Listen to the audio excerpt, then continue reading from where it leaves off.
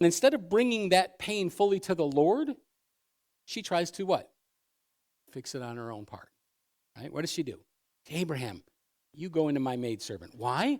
She's not fixing her pain. She's not fixing her doubt and her fear and all those other things. She's fixing it on her own by saying, the Lord must not be, he must not be ready. He wants me to do it myself. He wants me to fix myself. So she gives Hagar to Abraham so the promise could happen another way. I'm going to make God's promise come true the way I think it should happen.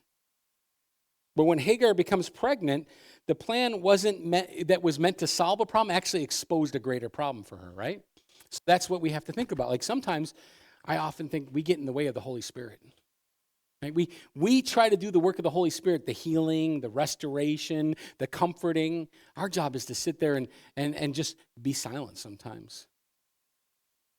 It's this whole idea that when Hagar becomes pregnant, remember, Sarah's like, the promise didn't happen.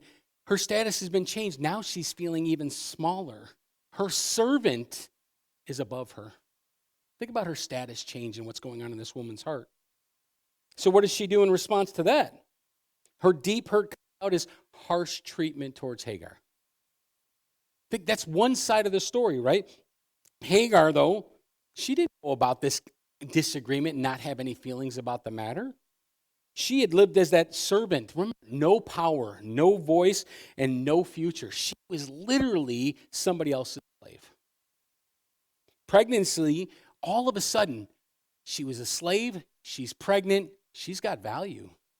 She's got worth. And so now that comes up, that ripples to the top. All those years of being a slave, now she's somebody. She has an identity.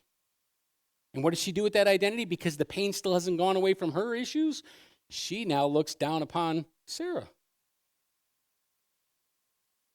The text says Sarah became small in her eyes. She looked down on her. Her wound turned into pride, and this becomes the tension of the story here. And here's the other person. We forget all these other characters, these men and women in the Bible. Where's Abram? He's silent. You don't see Abram doing what's right. He's the covering. He's the spiritual head.